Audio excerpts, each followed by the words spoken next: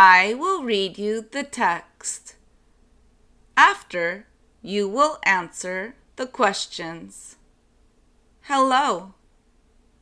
My name is Charles. I am 20 years old.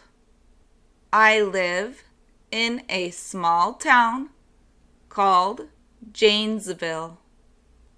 I have a dog named Piper. He is very friendly and loves to play fetch.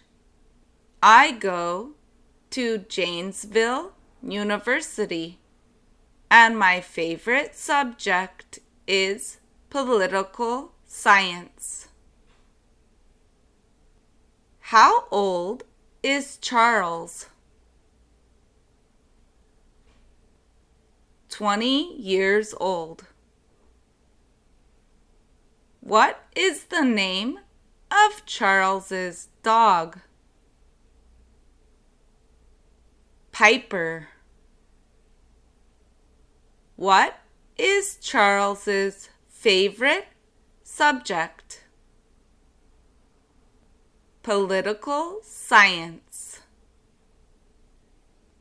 Where does Charles live? Janesville. What does Piper like to do?